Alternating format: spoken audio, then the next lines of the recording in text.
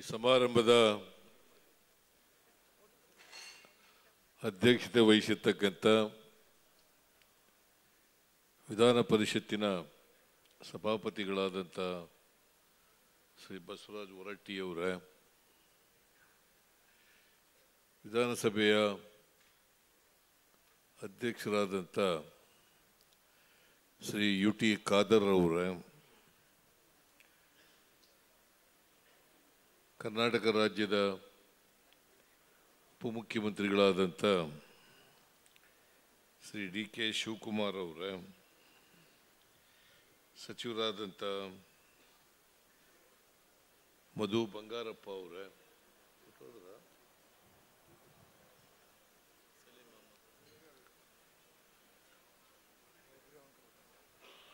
ವಿಧಾನ ಪರಿಷತ್ನಲ್ಲಿ ಸರ್ಕಾರದ ಮುಖ್ಯ ಸಚೇತಕರಾದಂಥ ಶ್ರೀ ಸಲೀಂ ಅಹಮದ್ ಅವರೇ,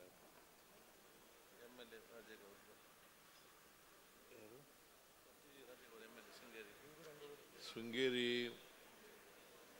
ಶಾಸಕರಾದಂಥ ಶ್ರೀ ರಾಜೇಗೌಡ ಅವರೇ, ಮೇಲ್ಮನೆಯ ಸದಸ್ಯರಾದಂಥ ಶ್ರೀ ನಾಗರಾಜ್ ಯಾದವ್ ಇತ್ತೀಚೆಗೆ ಸೇರಿಸ್ಕೊಂಡಿರೋದು,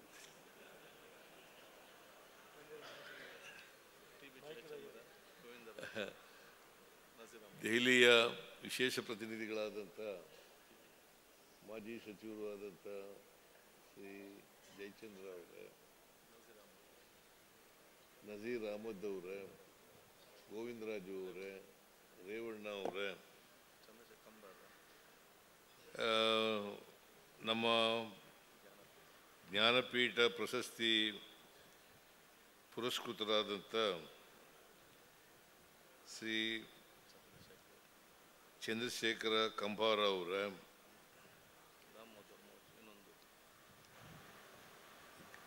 ಗೋವಾದ ಜ್ಞಾನಪೀಠ ಪ್ರಶಸ್ತಿ ಪುರಸ್ಕೃತರಾದಂಥ ದಾಮೋದರ್ ಮಾಜು ಅವರೇ, ಸಾಹಿತಿಗಳಾದಂಥ ಪ್ರಶಾಂತ್ ಮಾರ್ತಾ ಅವರೇ, ವಸುಧೇಂದ್ರ ಅವರೇ, ಬೋಳುವಾರು ಮೊಹಮ್ಮದ್ ಕುನಿ ಅವರೇ, ಎಲ್ಲ ಅದರ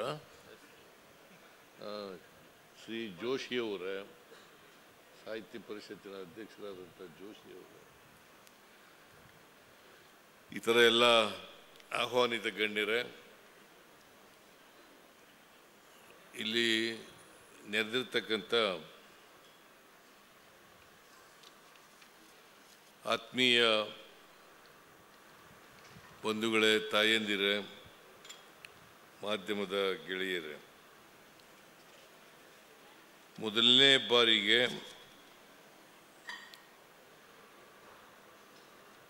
ಕರ್ನಾಟಕ ವಿಧಾನಸಭೆಯ ಆವರಣದಲ್ಲಿ ಸಭಾಪತಿಗಳು ಮತ್ತು ವಿಧಾನಸಭೆಯ ಅಧ್ಯಕ್ಷರು ಖಾದರ್ ಅವರು ಸೇರಿ ಪುಸ್ತಕ ಮೇಳವನ್ನು ಪ್ರಾರಂಭ ಮಾಡಿದ್ದಾರೆ.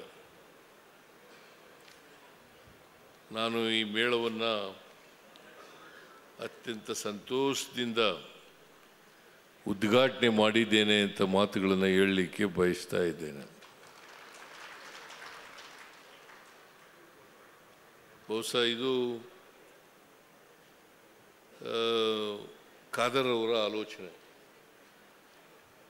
ನನಗೆ ಕೆಲವು ದಿನಗಳ ಹಿಂದೆ ಈ ಥರ ಒಂದು ಪುಸ್ತಕ ಮೇಳವನ್ನು ಆಚರಣೆ ಮಾಡ್ತಾ ಇದ್ದೀವಿ, ಏರ್ಪಾಡು ಮಾಡಿದ್ದೀವಿ, ವಿಧಾನಸೌಧದ ಮುಂಭಾಗದಲ್ಲಿ ಮಾಡ್ತಾ ಇದ್ದೀವಿ ಅಂತ ಹೇಳಿದರು. ನಾನು ಹೇಳಿದೆ, ಮುಂಭಾಗದಲ್ಲಿ ಚಲನಚಿತ್ರೋತ್ಸವ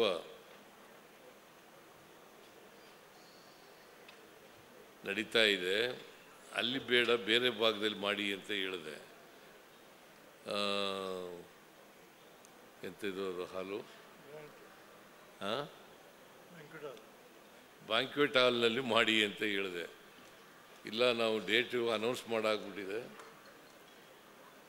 27ನೇ ತಾರೀಕಿಗೆ ಮಾಡಬೇಕಾಗಿದೆ. ಅದಕ್ಕೆ ವಿಧಾನ ಪರಿಷತ್ತೆಯ ಆವರಣದಲ್ಲಿ ಎಲ್ಲಾದರೂ ಮಾಡ್ತೀವಿ ಅಂತ ಹೇಳಿದ್ರು.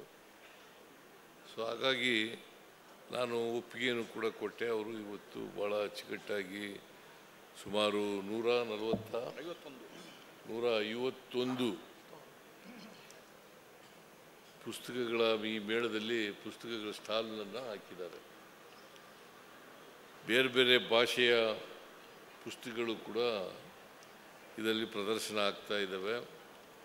ಪುಸ್ತಕ ಪ್ರಿಯರಿಗೆ ಇದು ಒಂದು ಹಬ್ಬ ಅಂತೇಳಿ ನಾನು ಭಾವಿಸ್ಕೊಂಡಿದ್ದೇನೆ.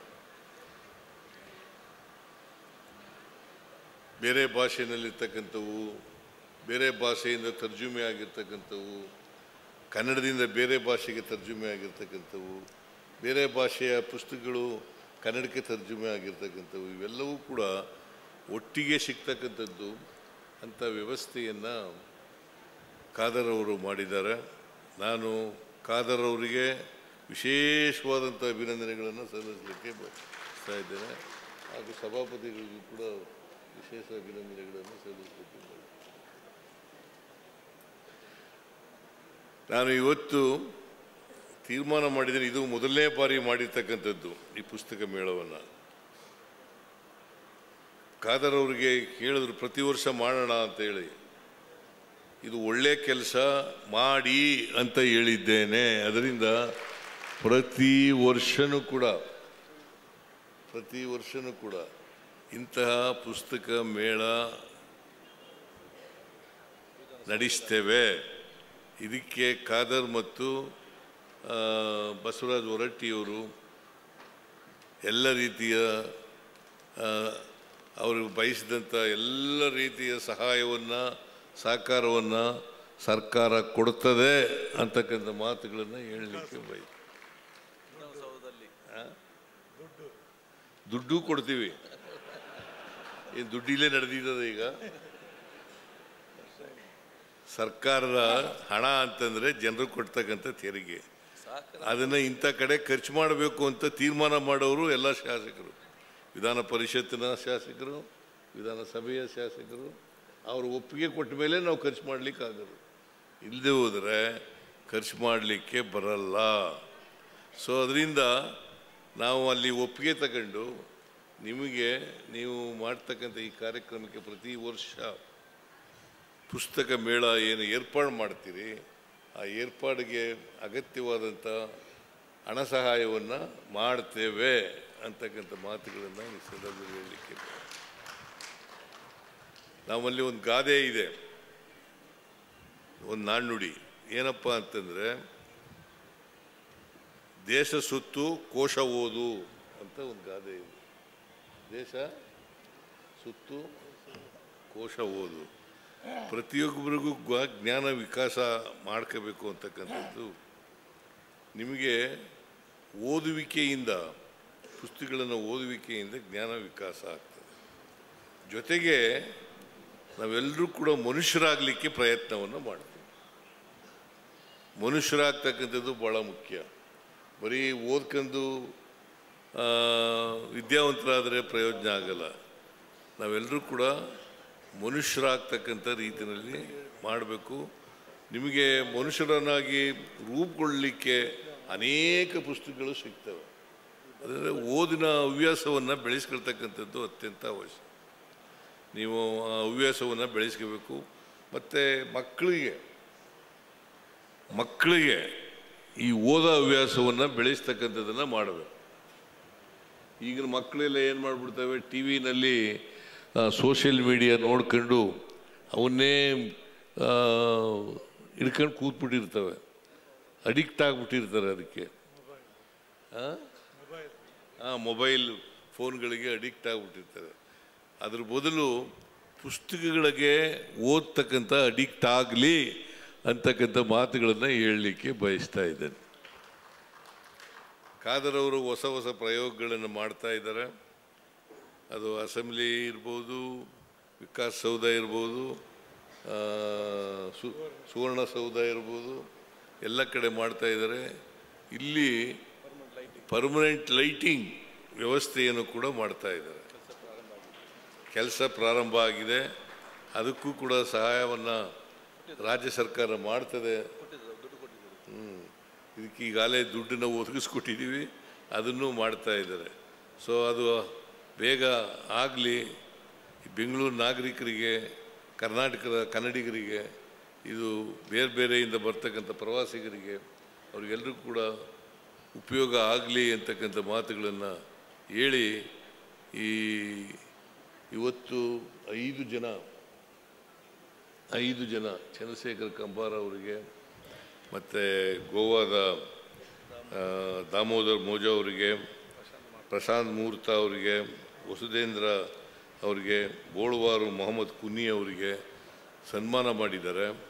ಅವರೆಲ್ಲರಿಗೂ ಕೂಡ ಆಯುಷ್ ಆರೋಗ್ಯಗಳು ದೊರಕಲಿ ಅಂತೇಳಿ ಆಸೆ ಅಭಿನಂದನೆಗಳನ್ನು ಹೇಳಲಿಕ್ಕೆ ಬಯಸ್ತಾ ಇದ್ದೀನಿ.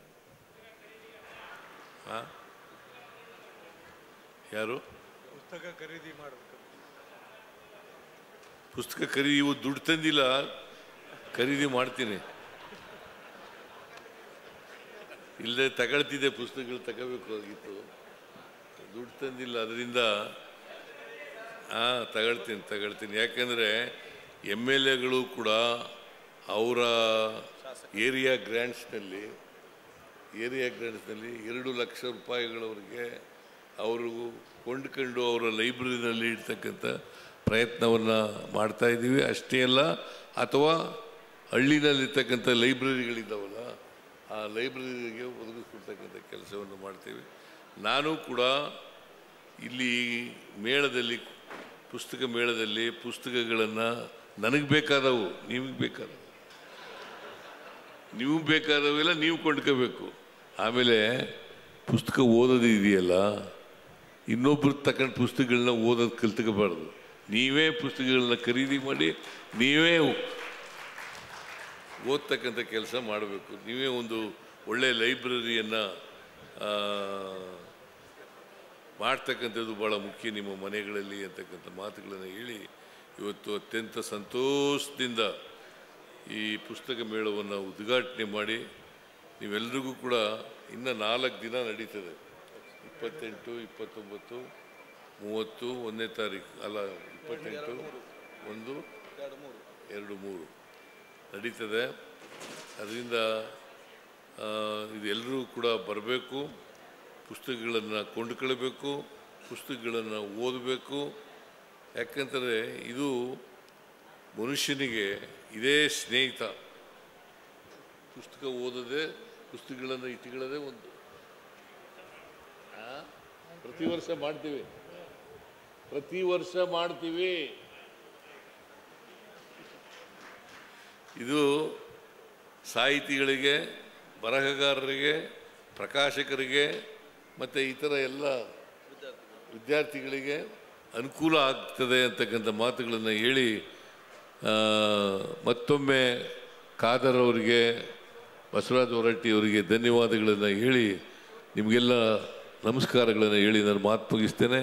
ಜೈ ಹಿಂದ್, ಜೈ ಕರ್ನಾಟಕ. ಮುಖ್ಯಮಂತ್ರಿಗಳಿಗೆ ಧನ್ಯವಾದ.